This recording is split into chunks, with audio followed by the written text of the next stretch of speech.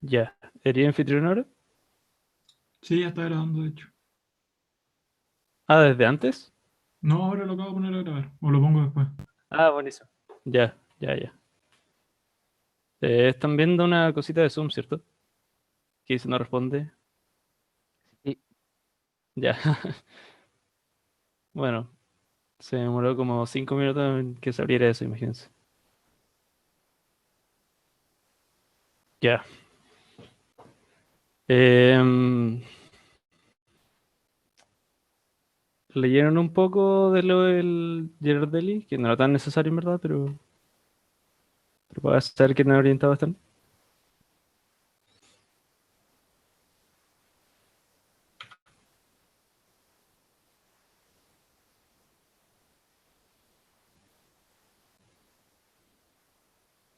¿No? Bueno, da lo mismo. Eh, bueno, y en todo caso, si es que tienen alguna duda o algo, yo prefiero que hablen nomás, porque en verdad no es como tan que yo hablo y hablo y hablo, sino que vamos a partir incluso explicándolo al principio del Bernoulli, de mostrarlo de una forma como más simple. Eh, Se supone que con el profe van a ver una cosa, una forma más rigurosa de entenderlo, pero la intuición aquí la tengo. Eh, y bueno, vamos a ir paso a paso en todo, así que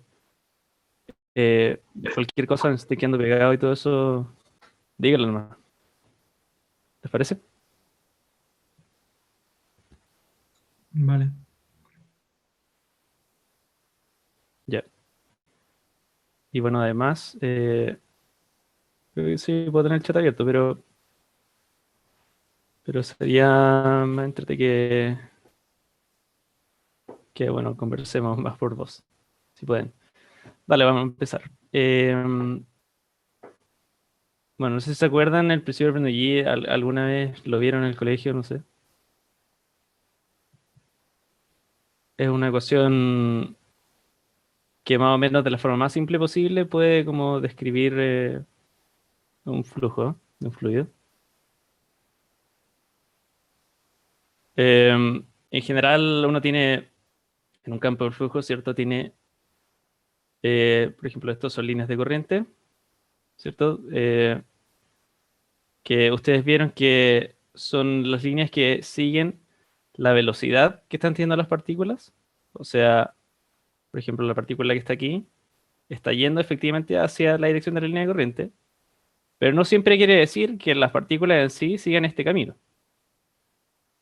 Pero siguen el camino cuando todo el flujo está sucediendo exactamente igual en el tiempo. O sea, eso significa que es un flujo estacionario. Si el flujo es estacionario, entonces la partícula que esté, por ejemplo, aquí y pase a estar acá, debería ser la misma y tendría las mismas propiedades, por ejemplo, en ese momento después, la partícula que está aquí, cuando pase para... Uy, se me fue el Una mouse. pregunta. Sí, eso, que dijiste de aquí a acá y no se cacha el mouse. Y no se ve en ningún momento el mouse. Yo por lo menos no lo he visto.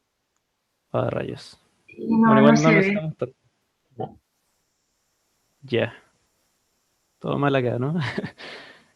Em, bueno, el punto es que ahora mismo nos vamos a concentrar en los casos en que el flujo está ocurriendo exactamente de la misma forma todo el rato. Y en ese caso, eh, son las mismas partículas que van por las líneas las que tienen efectivamente la velocidad en esas líneas. Porque, ¿qué pasa si es que el flujo está cambiando en el tiempo? O sea, la partícula que ahí vemos que tiene esa velocidad, después podría pasar algo en el tiempo que haga que cambie todo eso y que la partícula se tenga que desviar. Entonces ahí las líneas de corriente van a cambiar. Entonces, por eso en general no se cumple que las líneas de camino son lo mismo que las líneas de corriente. Pero si nada cambia en el tiempo, van a ser las mismas. Eso es más o menos la intuición. Bueno, imaginemos lo que está pasando aquí, en este flujo en particular. Aquí las líneas de corriente se están juntando, lo que quiere decir que eh, las mismas partículas que a la izquierda están ocupando un espacio mayor, se están concentrando a la derecha. Para que sean las mismas partículas y que pasen por un espacio más chico, ¿le hace sentido que tienen que ir más rápido?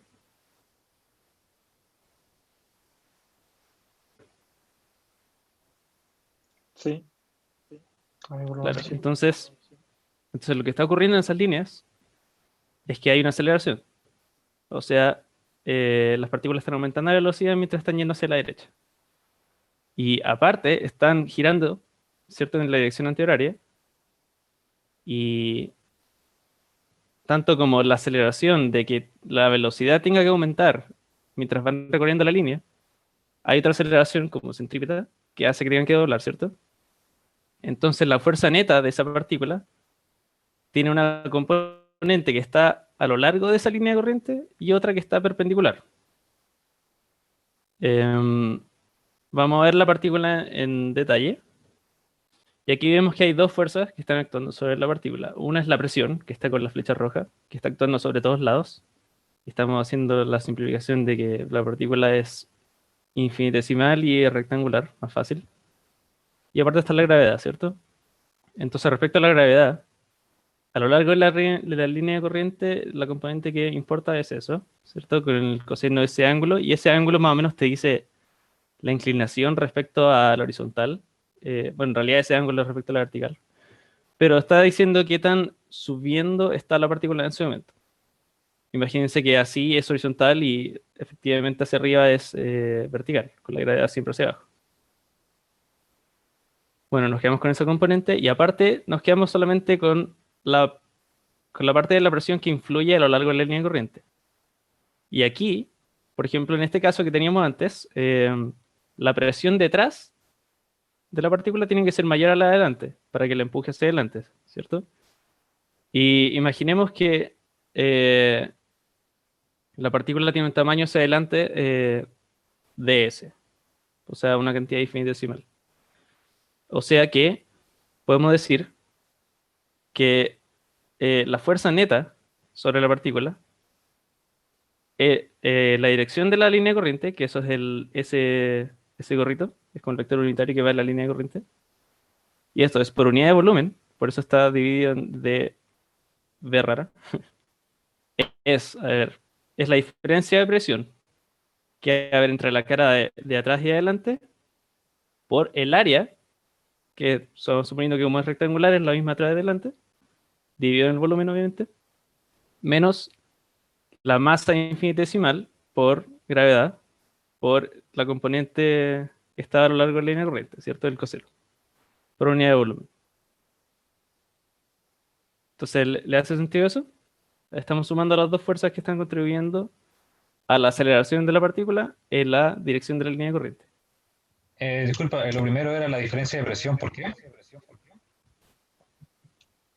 Porque el solo hecho de tener presión, por ejemplo, si la presión fuera la misma alrededor de toda la partícula, no pasaría nada.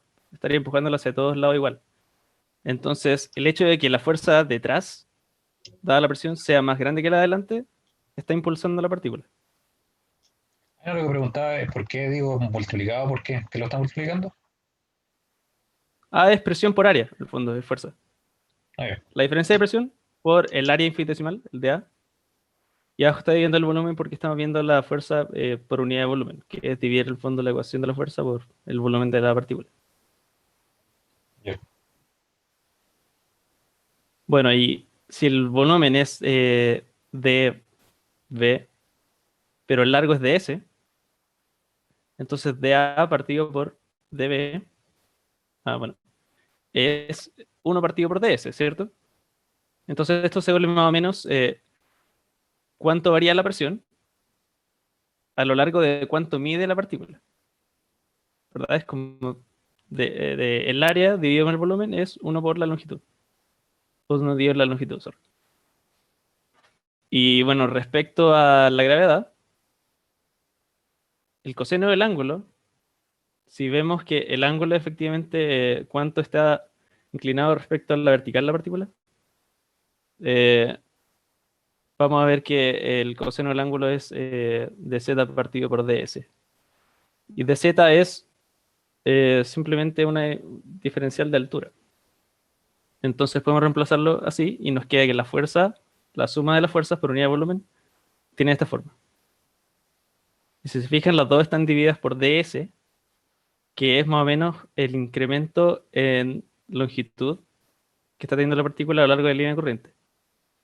Ahora, no es como que necesariamente tenga que ser el largo de la partícula, sino que siempre, ahora se ve más o menos, eh, siempre es la cantidad más chica posible, porque es infinitesimal, pero a lo largo de la línea de corriente, eso es lo importante, que tiene que ser ds.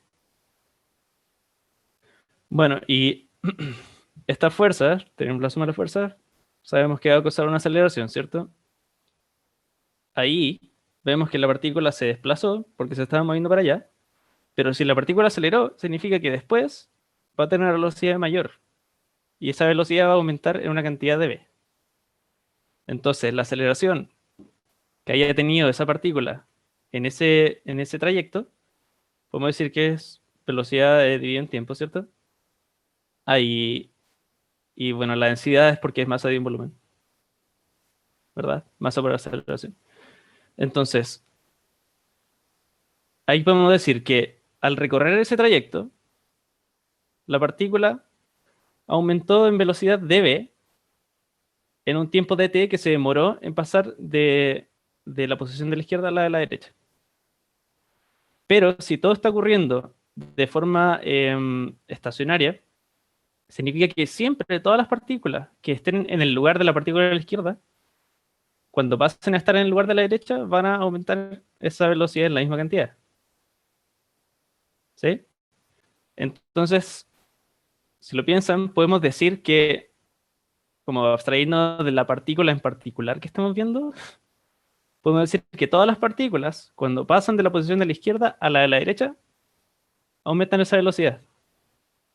Todas las partículas que pasen de la izquierda a la derecha van a aumentar su velocidad en dv. ¿Y cuánto recorrió la partícula? Infinitesimalmente un ds, ¿cierto? O sea, podemos decir que el incremento de velocidad por haber recorrido un ds, por cuánto se demoraron en recorrer el ds de t, es la aceleración. Pero el ds de t es cuánto se demoraron en recorrer el ds, bueno, eso es la velocidad misma, ¿cierto?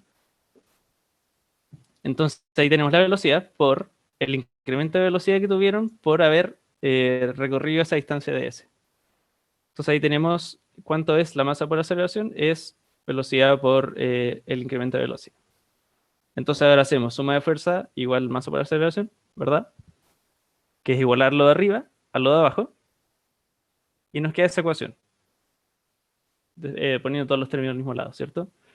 Bueno, y tenemos la ventaja de que todos están divididos por ds, o sea, todos dependen de cuánto haya avanzado la partícula en ese trayecto infinitesimal a lo largo de la línea de corriente. Entonces vamos a integrar respecto a ds, ¿cierto? Que es, por ejemplo, es por decirlo así, la integral de línea de esta función entera, que si lo recuerdan, esto tiene unidades de fuerza por unidad de volumen a lo largo de ds. ¿Se acuerdan que fuerza integrado a lo largo de una línea es trabajo? Bueno, integrando esto, nos va a quedar integrar la presión, integrar esto, velocidad por d velocidad, y la altura. Entonces, integrando todo, es una integral definida, por eso no sabe la constante, siempre entre dos puntos a lo largo de la misma línea de corriente. Nos va a quedar esta ecuación, que si la pasamos los puntos 1 a un lado y los del 2 al otro lado, es la ecuación de Bernoulli.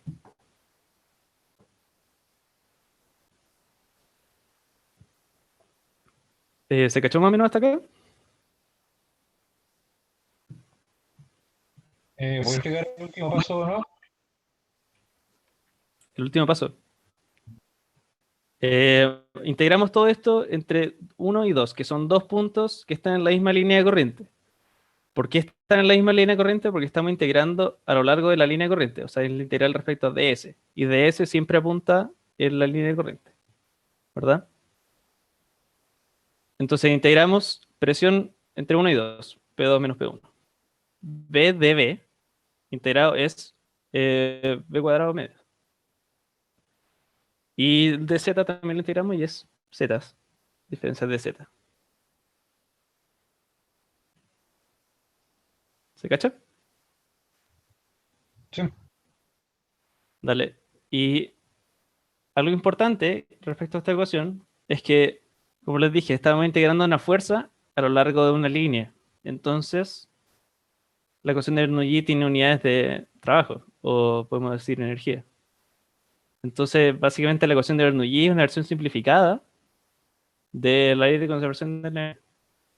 O sea, en el fondo podemos decir que el trabajo asociado a la diferencia de presión, o sea, el trabajo que realizó esa diferencia de presión en desplazar la partícula a una distancia de 1 a 2, más el trabajo que hizo la gravedad al desplazar esa partícula de 1 a 2, es el cambio de energía cinética que tuvo el fluido de 1 a 2, ¿verdad?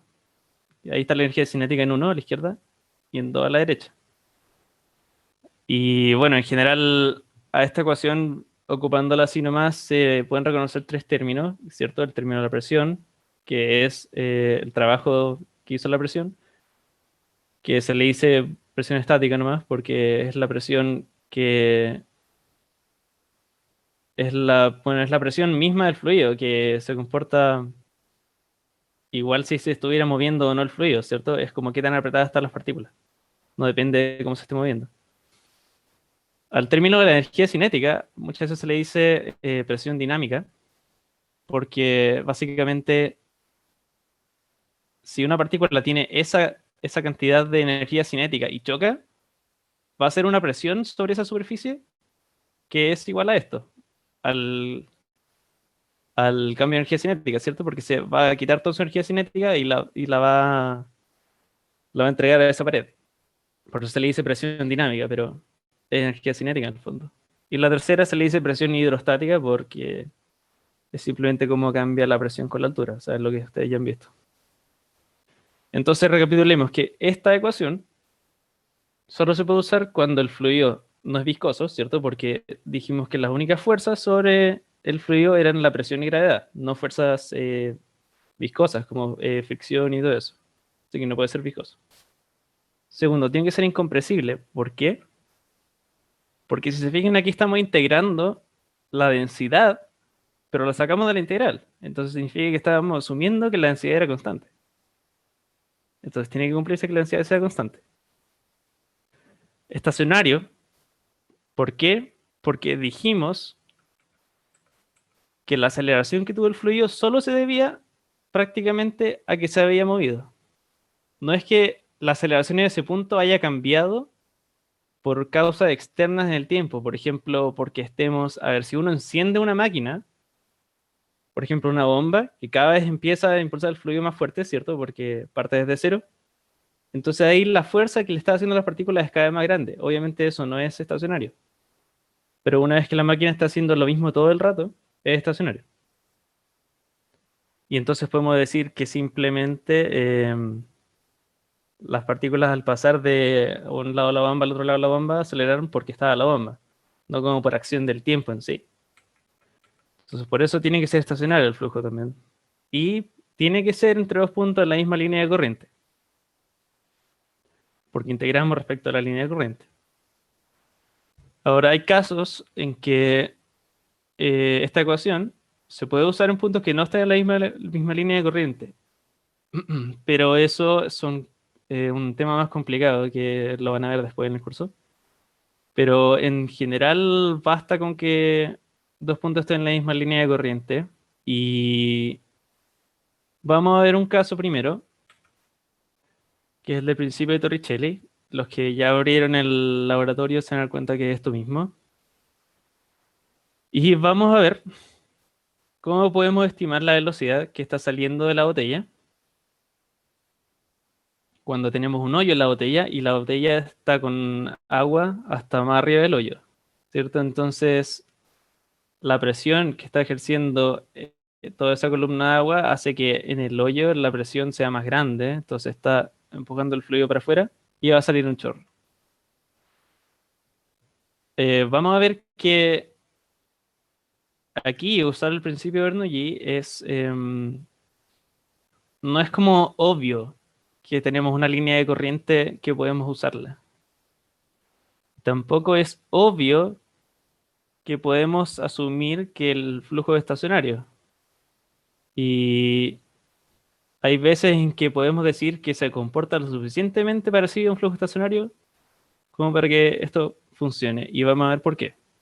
Entonces, primero, nosotros queremos calcular la velocidad que va a tener el chorro, dada una altura h. Y queremos también saber cuánto va a recorrer en distancia ese chorro antes de llegar al piso, que es básicamente lo mismo que se le está pidiendo a usted demostrar experimentalmente en el laboratorio. Y de hecho tienen la respuesta ahí, sobre la resolución teórica. Vale, entonces vamos a elegir dos puntos. Uno que está en la superficie y el otro que está justo a la salida del chorro. Entonces, ¿hay una línea de corriente entre esos dos puntos? Podemos decir que sí. No sé si Bueno, alguien... dime. que cómo sabemos si está en la línea corriente o no, como nos imaginamos el fluido. O sea, ¿cómo haríamos esto? Ese es el tema. Por ejemplo, por eso mismo, aquí no es el caso más obvio. Entonces, nosotros, por ejemplo, a ver, si tenemos a alguien rellenando todo el rato la botella para que la distancia, para que la altura del agua siempre esté h, entonces a lo mejor las partículas que están cayendo al agua no son las mismas que se van a ir por el tubo, o sea, por el chorro. Entonces podemos dudar si es que en verdad hay una línea de corriente directa. Pero uno puede pensar que en cierta forma es más probable que una partícula que esté arriba en la superficie, mientras la botella va bajando, ¿cierto? Mientras se va vaciando con el chorro, esas partículas estén de a poquito llegando al hoyo, ¿cierto?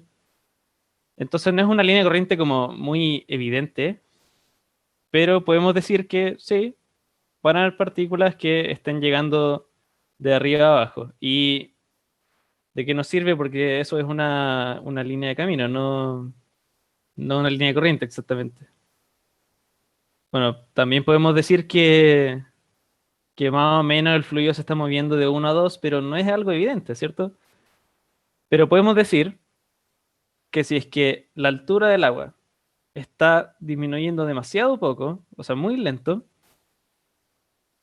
o incluso nada, si es que la estamos rellenando, entonces tenemos un estado estacionario, ¿verdad? Algo en que la altura del agua se queda constante, la velocidad del chorro debería mantenerse constante.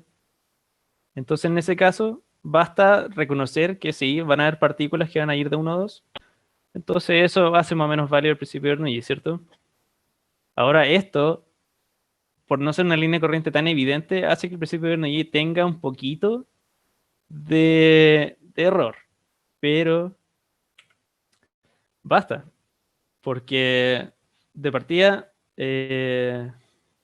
no es que sea incorrecta la ecuación, dado que sí tenemos una forma de justificarlo, y ustedes también pueden justificarlo así.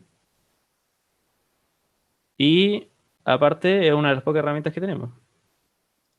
Oye, ¿y el error Entonces vamos, que decís tú es de error en el cálculo o que no sirve para todos los casos?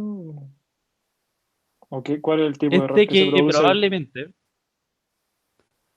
no va a ser un error de cálculo, es como de que no se va a cumplir exactamente esa igualdad, sino que a lo mejor algunas partículas podrían tener esa suma a la izquierda un poco distinta a la de la derecha, porque en realidad no sean las mismas partículas, sino que es como algo, un flujo mucho más como general, como de 1 a 2, pero que es que no es obvio que haya una partícula que esté yendo de 1 a 2, pero más o menos el flujo sí está moviendo de 1 a 2. Hay como una dirección preferencial. Entonces eso justifica el que se use. Pero el tema es que la ecuación en sí es muy idealista, es para casos muy ideales, en que hay una línea de corriente clara de 1 a 2. Por eso va a funcionar de forma aproximada, pero es porque probablemente hay partículas que sí lo cumplan, partículas que lo cumplan menos, porque es una cosa muy... la ecuación de Bernoulli es demasiado ideal. Ese es el tema. Pero, pero no es incorrecta. Entonces sí se puede aplicar acá, pero hay que tener en cuenta que ocupar una ecuación que tiene tantas simplificaciones y en un caso simplificado va a conllevar algunos errores. Y de hecho, bueno, van a ver en el laboratorio que no les va a dar lo mismo, o sea, no van a hacer pegadas las curvas teóricas y experimentales. Pero bueno, podemos decir que más o menos hay un flujo de partículas de 1 a 2 y eso nos permite establecer la ecuación de Bernoulli entre estos dos puntos. Bueno, ahí tenemos la ecuación puesta tal cual, ¿verdad? Ahora, asumiendo que la botella está abierta desde arriba, ¿cuál es la presión en 1?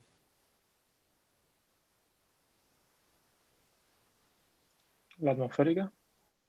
La atmosférica. Claro, sí. Y en 2, suponiendo que 2 está como justo a la salida del chorro, Sería la atmosférica. Ah, no, la atmosférica también, ¿no?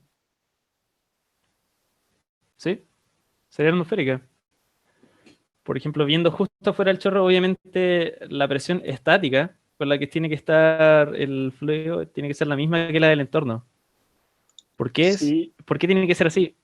Porque si no, por ejemplo, si la presión del entorno fuera más chica, el fluido al tiro tendría que desviarse porque la presión afuera sería más grande, sería como... Pero no, o sea, tiene que venir equilibrado con el chorro para que el chorro vaya con la misma dirección que tenía antes y no sea influenciado por nada más.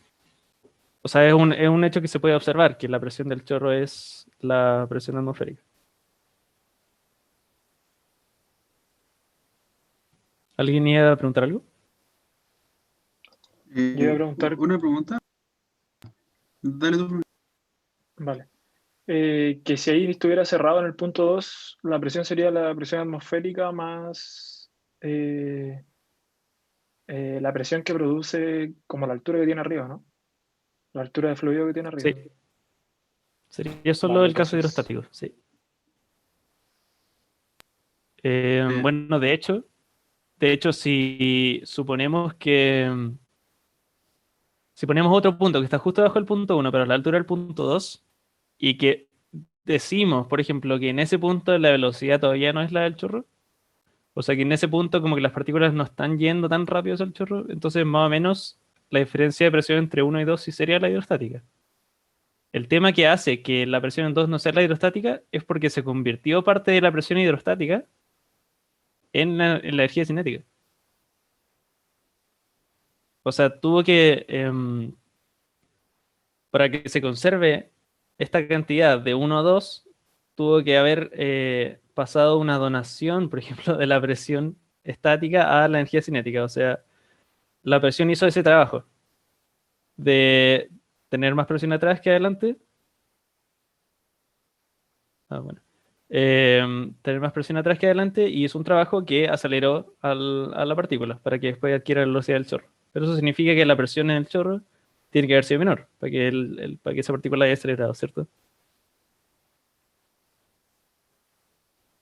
sí, vale. Gracias. Oye, estoy siendo un Oye, poco enredado, ¿no? no. Ah, ya, bacán. Oye, una consulta. Asumimos que H no varía, como que asumimos que no, como que no va perdiendo agua. O sea, en teoría sí pierde, pero la altura H la dejamos constante. Em, mira, esto funciona esté o no constante. ¿Por qué? Porque, bueno, realmente no. Sí, sí hay un cambio, pero podemos decir que si la botella es lo suficientemente grande, el nivel, o sea, la velocidad con que el nivel del agua va a bajar es tan chica que es casi como si no bajara. Porque de hecho, la velocidad en uno sería la velocidad del nivel del agua en el estanque, ¿no? Eso ya es como un spoiler porque lo voy a poner ahí. Porque las partículas están en uno siguiendo el nivel del agua, ¿verdad? Después, cuando estén bajando ya hacia 2, van a empezar a acelerar. pero mientras están en 1, van a tener la velocidad del nivel del agua, porque está en la superficie exactamente. Pero piensen que tenemos no las velocidades, sino los cuadrados de las velocidades, y eso hace que importe mucho más una velocidad grande que una chica, no solo la resta, ¿cachai? Entonces, en este caso que tenemos los cuadrados de las velocidades, una velocidad chica no vale nada. De hecho, asumiendo que la velocidad en 2 va a ser una velocidad como con una magnitud decente, la velocidad en 1 no es nada. O sea, ¿cuánto se imaginan que va a ser? O sea, 1 centímetro por segundo es muy poco. Y eso, aún así, es más de lo que yo creo que les va a resultar a ustedes. Pero bueno, aún así.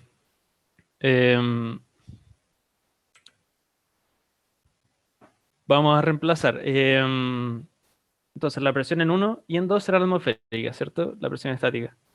En 1 tenemos que la velocidad de la partícula es la del estanque. Y en 2 es simplemente la velocidad del chorro, que lo llamamos v a secas. Y bueno, la altura en 1 es h y la altura en 2 es y. Eso es claro, ¿cierto? Entonces ahora estamos diciendo que, por lo que dije antes, la velocidad de estanque es muy chica en comparación a la velocidad del chorro. Por ejemplo, si por alguna razón tuviera una velocidad del chorro que sabemos a priori que es chica, ahí esta aproximación no es muy buena. Pero sabemos que en comparación a la velocidad del chorro es muy baja. Bueno, ahora simplificando la expresión atmosférica y juntando, no, y bueno, despreciando la velocidad del estanque, nos queda esa ecuación. Y que bueno, despejando la velocidad, nos queda eso, ¿cierto? Y esto se llama el principio de Torricelli, de Torricelli, que si se fijan, los que se acuerdan de las ecuaciones de caída libre, lo típico de una bolita que se cae en caída libre, la velocidad que adquiere desde soltarla es raíz de 2g por la distancia que recorrió, o sea, desde que se dejó caer hasta el momento en que se le quiere saber la velocidad. Y esta ecuación es la misma. De hecho, al principio de Torricelli en general se dice como que la velocidad de un chorro a cierta altura, debajo del nivel del agua en un estanque, es igual a la velocidad que tendría una partícula al dejarse en caída libre durante esa distancia, desde el nivel del agua hasta el chorro. Y es curioso, en verdad. No sé si hay una razón como de trasfondo de por qué tienen que ser iguales esas cantidades, pero es interesante. Entonces, podemos ver que mientras mayor sea la diferencia de altura entre el nivel del agua y el chorro, más va a ser la velocidad. ¿Pero por qué? Porque en esa diferencia de altura se crea una presión hidrostática que va a terminar siendo la que esté haciendo trabajo sobre esa partícula para que acelere hasta tener la velocidad del chorro. O sea, también se puede ver como que es más la fuerza que hace la presión. O sea, porque afuera es la presión hidrostática, entonces mientras más sea la presión dentro, más va a ser la diferencia de presión, más va a ser la fuerza. Entonces por eso va a terminar saliendo con una mayor velocidad. Bueno, también esa velocidad, ese resultado parcial al lado. Bueno, ahora para saber cuánto va a recorrer esa distancia, esto ya no es un problema de fluido, así que vamos a hacerlo rápido, pero para que se acuerden y tengan fundamentados los resultados teóricos del laboratorio.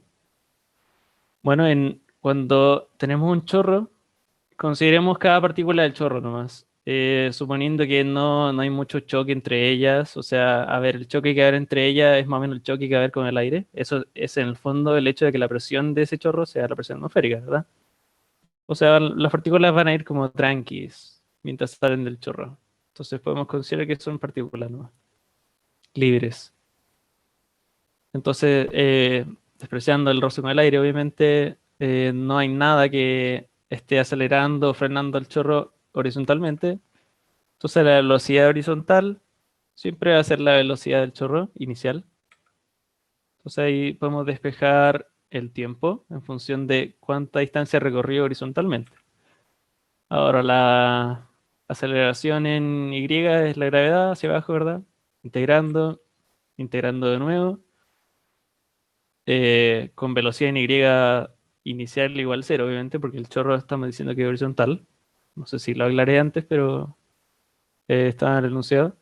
Bueno, y en T reemplazas el X que tienes, o sea, el T que tienes arriba, y nos sale una relación entre Y y X, ¿cierto? Que es más o menos la curva que sigue. Entonces a nosotros nos interesa saber cuál es el X tal que Y es 0, porque queremos saber em, cuál es la distancia que recorrió cuando llega al piso. Entonces reemplazando L, que es la distancia que queremos saber, con Y igual 0, podemos reemplazar el L. Ahora reemplazamos la velocidad que teníamos antes y llegamos simplemente a esta ecuación. Que se supone que podemos predecir teóricamente hasta dónde va a llegar un chorro, solo sabiendo dónde está el chorro y dónde está el nivel del agua.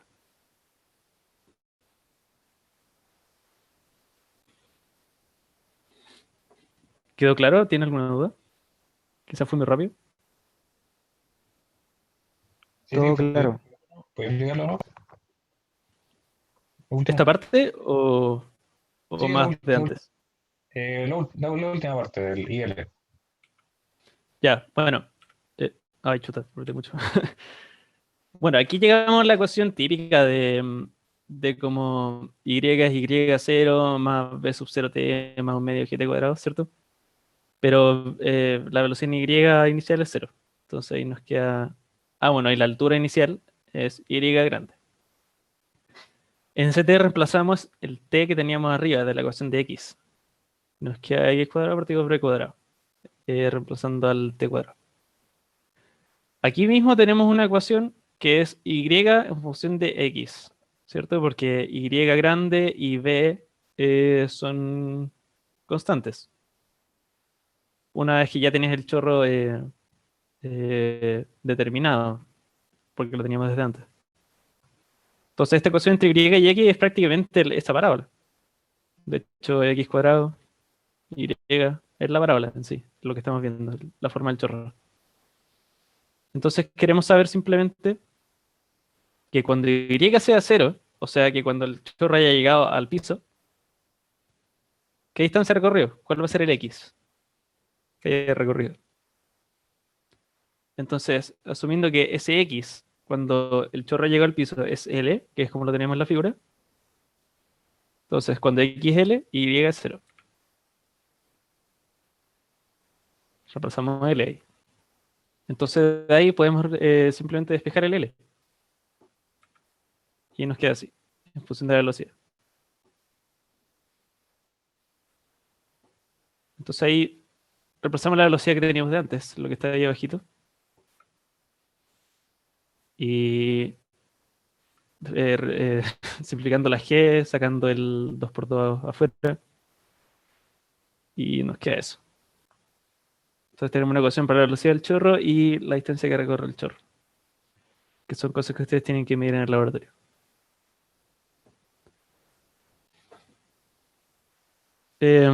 Oye, la Tere y yo fuimos los que diseñamos estos laboratorios y tenemos en cuenta complicaciones que puedan tener, por ejemplo, si es que no tienen una botella que sea muy perfecta, si tienen dudas sobre si es que va a ser válido hacer algo, cualquier cosa así, nos preguntan.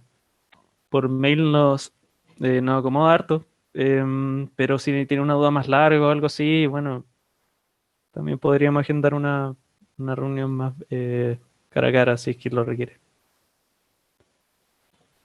Bueno, pasemos al problema 2, que es el tubo de Pitot. Bueno, el tubo de Pitot es un conjunto de una forma estratégica. ¿Sabes lo que es un piezómetro? ¿No? Es un tipo de Ya, manómetro, imagínense que ¿no? tienen una... Claro, es como la forma más simple de un manómetro. Un manómetro es lo que mide una presión. Presión estática, por si acaso.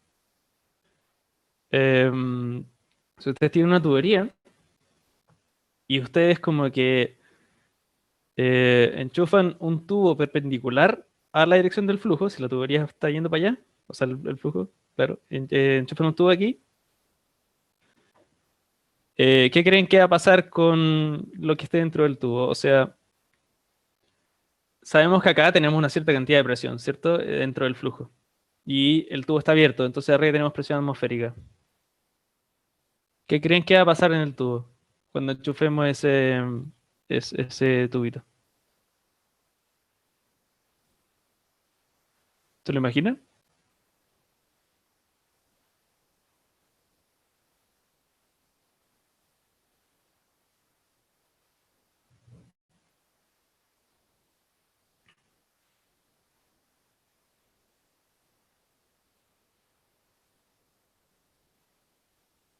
¿No? Bueno, no va a haber agua que esté yendo hacia el tubo porque, o a lo mejor un poquitito, imagínense. Porque en el fondo la cantidad grande de agua está yendo en la dirección de la tubería principal. Pero aún así, ese flujo está teniendo una presión. Si decimos que no va a subir un chorro de agua por arriba, entonces al menos lo que va a pasar es que esa presión haga subir una cantidad de fluido por el tubo y va a llegar a una línea, a un punto que llega más arriba que la parte de arriba de la tubería. Por ejemplo, aquí en esa figura lo estamos viendo. Solo fíjense en la parte que está arriba, que tiene como tubos saliendo, ¿cierto? Lo de abajo todavía ignórenlo un poco. Pero bueno, incluso pueden ver que los hoyitos en A son perpendiculares a la dirección del flujo. Entonces, en grandes cantidades el agua no se va a ir por ahí. Entonces, por lo menos, en A va a haber una presión hidrostática que si es mayor que la presión atmosférica, entonces va a haber un poco de agua que esté obligado a subir hasta que hidrostáticamente la presión en la parte de más arriba sea igual a la presión atmosférica. Ahí se va a equilibrar, ¿cierto?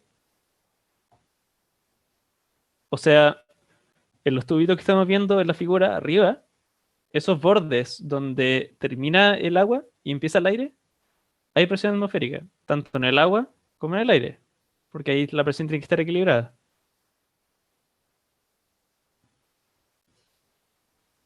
¿Sí?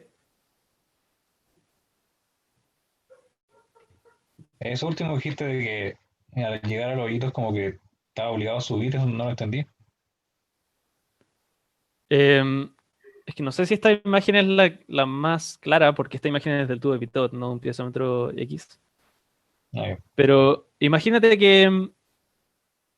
que tienes una tubería y esa tubería está a 200.000 pascales, por ejemplo, y sabemos que la atmósfera está a 100.000 pascales. ¿Dale? Entonces, si tú conectas la tubería, esa presión de 200.000 pascales, mientras subas por el tubo, esa presión, ¿cómo va a variar? Va a variar según ρGH, porque no va a haber un flujo de agua por la tubería, o sea, por el tubito, solo por la tubería principal. Entonces, por ese tubito que no está pasando agua, la presión varía hidrostáticamente. Entonces, si aquí tenéis 200.000 pascales y sabes que en la atmósfera hay 100.000, el agua va a subir una cantidad o va a elevarse una columna de agua una cantidad tal que ese ρGH sea igual a la diferencia, a 100.000 pascales. Entonces, básicamente, ¿qué estamos haciendo con el tubo? Sabiendo la altura a la cual se elevó el agua, ese H, podemos medir la presión del flujo. Sabemos que la atmósfera está a 100.000 pascales y que ese H aumentó bueno, imagínense, la densidad del agua es 1000, G es casi 10, entonces 10.000 para llegar a 100.000, 10 metros.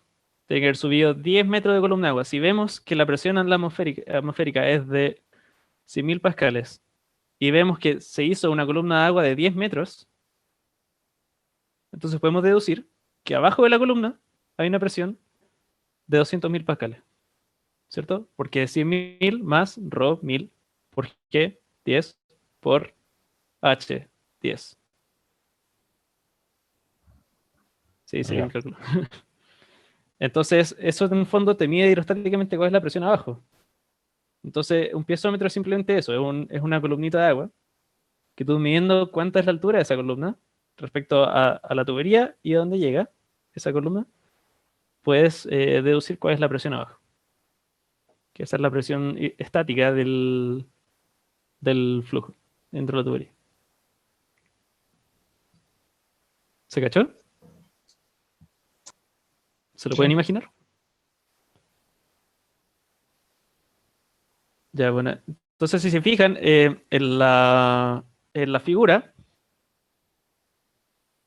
el hoyito de arriba, en la parte de abajo, donde está la A de arriba, básicamente es eso, porque no está entrando agua por ese hoyito de arriba, sino que el agua pasa de largo. Pero aún así, la presión en A es tal que si es que uno sube desde A hasta por la columna de la izquierda, ¿cierto? Porque por ahí está abierta. Hasta el punto donde la presión se iguala a la atmósfera, esa altura que recorrió nos va a decir cuál es la presión en A, ¿cierto? Ahora ustedes tienen que cachar que estos tubos de pitot son muy chicos, o sea, esa distancia entre A y A que se ve ahí en realidad es así. Y si una tubería es así, entonces prácticamente la presión abajo y arriba del tubo es la misma. Entonces, en el A de arriba y en el A de abajo estáis viendo la misma presión, básicamente. Ahora, por la tubería, por el hoyito que está al medio, pasa algo diferente, que es lo que vamos a ver. Entonces, el tubo de pitot son un piezómetro para medir la presión estática, que es lo que hace la A, pero tenemos otro piezómetro que está puesto no perpendicular al flujo, sino que paralelo, o sea, tal que una línea corriente le entre, que puede no solo medir la presión estática, sino que también la presión dinámica. Vamos a ver. Ahí pusimos distintos puntos para guiarnos. Y vamos a decir que la altura a la que está el tubo de pitot sumergido es z. O sea, z del punto 1 igual del punto 3 igual del punto 4. Y también sería el z de la de abajo, ¿cierto? Decimos que es z nomás. Porque la altura que sube el tubo de pitot en realidad es mucho más larga que esta cantidad que es del ancho del tubo. Bueno, vamos a llamar altura estática a la altura que subió la columna de agua. Em, bueno, hasta, o sea, por por el piezómetro que está midiendo la presión estática, que es el del A, que es el del punto 1, básicamente. Y la altura dinámica es la altura que subió desde esa misma altura prácticamente, pero por el otro piezómetro hasta la altura 5, que estamos viendo que es mayor. Ahora, ¿por qué es mayor? Bueno, todavía no sabemos. Entonces estamos llamando que la altura de la columna estática es Z2, que es H estático, y la otra es Z5, que es H dinámico. Ahora, bueno, entre 1 y 2, ¿cómo es hidrostática? Bueno, si esa ecuación no la ven al tiro como sí, es verdad. El tema de esta ecuación, y que por la razón por la que hice ponerla así, es que básicamente ya P igual P sub 0 más rho GH, y el H es la diferencia entre los zetas, o sea, movís uno de los términos para allá. Pero si se dan cuenta, eso es la ecuación de Bernoulli, pero sin los términos de velocidad, ¿verdad? Si la velocidad que está entrando a 1 es 0 y la velocidad en el punto 2 también es 0, entonces estamos diciendo que se cumple la ecuación de Bernoulli entre 1 y 2, pero no hay líneas de corriente. Ah. Eso es porque, bueno, en realidad la ecuación de Bernoulli considera la hidrostática más el hecho de que haya aceleración.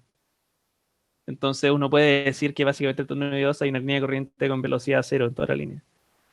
Por eso quería expresarlo así para que se dieran cuenta de como que sí están relacionadas, no son cosas completamente inconexas, lo del principio de Bernoulli con lo hidrostático. Pero básicamente, reemplazando, sabemos que la presión abajo en el tubo de Pitot es la presión atmosférica más la altura estática menos la altura del tubo Pitot, ¿cierto? O sea, la distancia entre el punto A y el punto... Bueno, entre el punto 1 y el punto 2. Ahora, el H, bueno, a lo mejor le he dejado el Z, porque es una altura absoluta, no como una diferencia de altura.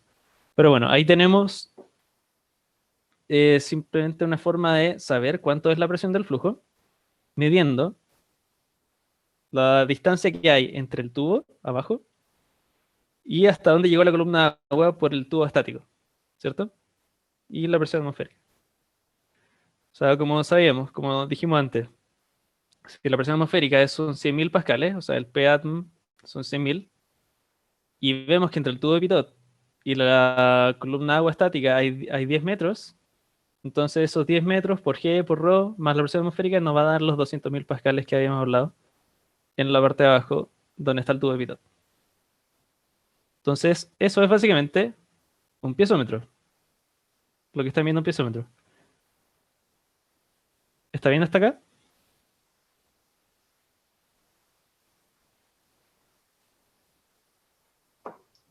¿Sí? Sí.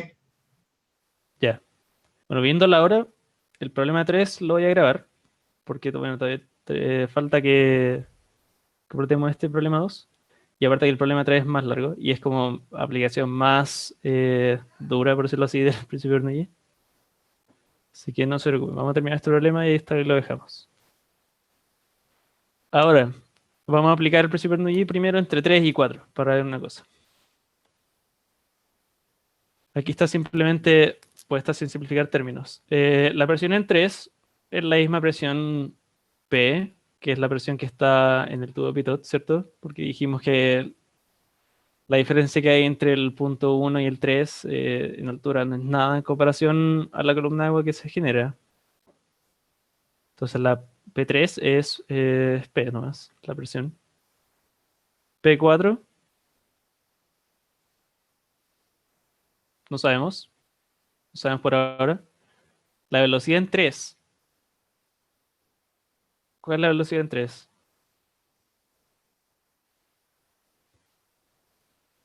La B que aparece ahí. Ese es simplemente la velocidad del flujo, claro. Porque el flujo vemos que está entrando por ese tubo. Por el tubo del medio. Y la velocidad en 4. Ahora vemos que el punto 5 está quieto, ¿verdad? O sea, esa es la gracia. Uno ve dos piezómetros que están con las alturas fijas. Entonces, obviamente, la velocidad, por alguna razón, la velocidad del punto 4 tiene que ser cero para que la columna como que no se desplace para arriba, ¿verdad? Entonces, ¿qué está pasando entre 3 y 4? La velocidad en 4 es cero, dijimos. Y las alturas entre 3 y 4 son la misma. Entonces, llegamos a que la presión en 4 es la presión estática más la presión dinámica que venía trayendo desde antes el fluido. Entonces, esa presión se llama presión de estancamiento. STG stagnation, que es estancamiento. Entonces, el punto 4 se le llama punto de estancamiento. Es una cosa que ocurre siempre en los flujos, que son puntos en el flujo donde la velocidad local en ese punto es cero. O sea, donde el flujo está estancado, básicamente. Y en ese punto, la presión estática es la presión general del flujo más la energía cinética o la presión dinámica que venía trayendo. O sea, toda la presión dinámica o energía cinética que tenía el flujo fue convertida en presión estática. ¿Y cómo fue eso? Porque simplemente el flujo se frenó entre 3 y 4. Fue disminuyendo la velocidad, fue como apretándose, frenando. ¿Le hace sentido eso? Sí, sí. Ya bien. Entonces la presión 4 es una presión de estancamiento. es la presión de estancamiento del flujo en general. Porque para el mismo flujo, todos los puntos a la misma altura en donde el flujo se estanque van a tener esa presión. La suma de la presión estática más la presión dinámica. Ahora, entre los puntos 4 y 5, ¿qué pasa acá? Tenemos básicamente lo mismo que teníamos entre 1 y 2, que, bueno, no hay velocidades y la altura 5 es la altura dinámica, como ya hemos dicho, la presión en 5 es la presión atmosférica, la presión en 4 es la presión de estancamiento que habíamos calculado antes, y la altura en 4 es la altura Z, que habíamos dicho que es la altura a la que está el tubo de Pitot. Entonces ahora tenemos tres ecuaciones. La primera, que es la de la presión estática. La segunda, que es la de la presión de estancamiento, el P más un medio rho cuadrado. Y la segunda es la que tenemos más abajo, que es entre 4 y 5. Ahora tenemos esas tres ecuaciones. Bueno, básicamente la tercera ecuación le sustituimos la presión de estancamiento, que está a la izquierda, y a la presión de estancamiento le sustituimos la presión que hemos calculado con el piezómetro estático, o sea, la ecuación de arriba. O sea, metemos la de arriba, la de abajo a la izquierda y después eso la de la derecha. Nos queda esa cosita fea.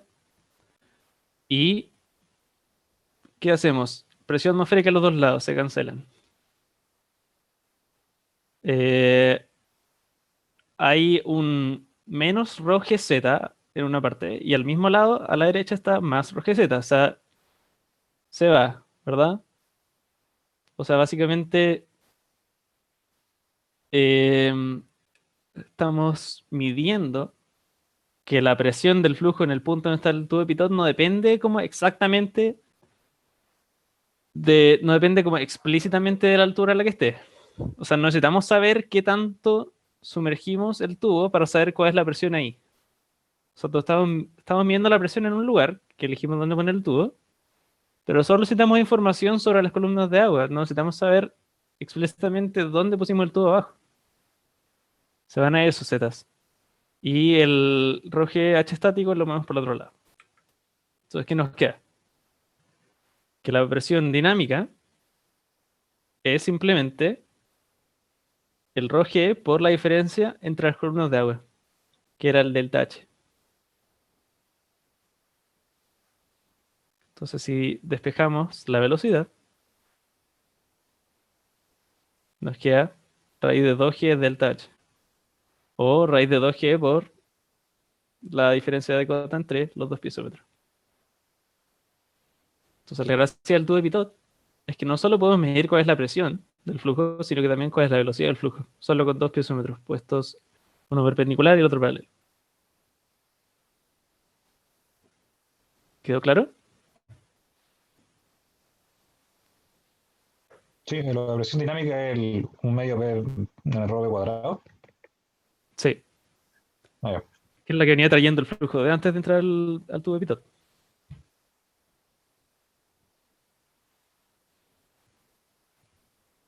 Entonces, otra cosa curiosa es que esa fórmula, raíz de 2G por una altura, es lo mismo que Torricelli, ¿no?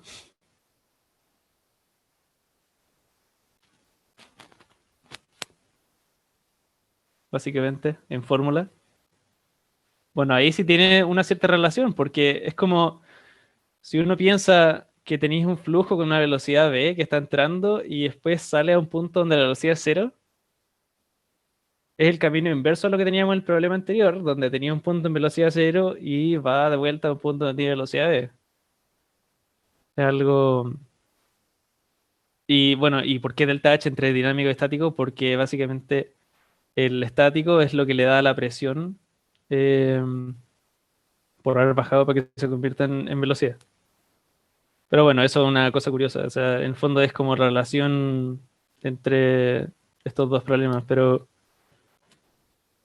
bueno, lo importante es haber conocido el tubo Pitot, porque es algo que se usa muchísimo en la práctica. Y es la forma más fácil, yo creo, para medir velocidad puntual en un flujo, en especial si el flujo es cerrado, pero también se puede en cualquier tipo de flujo. Y de hecho, los aviones comerciales usan tubo de pitot para medir la velocidad instantánea del avión. Lo que hacen es medir la velocidad del viento, pero bueno, es la velocidad relativa del viento respecto al avión, así que podemos decir que, considerando que el viento en realidad está quieto, es la velocidad del avión respecto al viento. Entonces, los aviones cuando te dicen cuál es la velocidad de... Tienen como dos velocidades, no sé si es la velocidad real o no sé. Bueno, la velocidad real en teoría es la que mide con el tubo de pitot. A veces le aplican alguna corrección, pero se basan en esto mismo, usan tubos de pitot para medir velocidad del avión. Se usa harto. De hecho, en el laboratorio presencial uno creo, de este ramo, se usaba el tubo de pitot para medir presión y velocidad en una tubería. Y después tienen otro problema, en que tienes una placa que le llega aire y está como rozando el aire con la placa. Y ahí también uno usa el tubo de pitot para medir presión y velocidad. Eh, a menos que algo pase y alguien como que vaya a grabar un laboratorio. Había algunos que eran bastante buenos, pero yo creo que no están tan mal los en casa que hicimos tampoco. Bueno, ¿alguien tiene algún comentario o duda en general?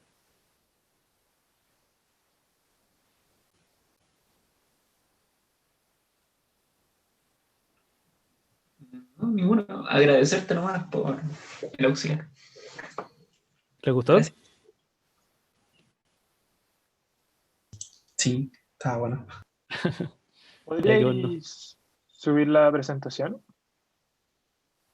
Sí, darlo de subir. Bueno, gracias.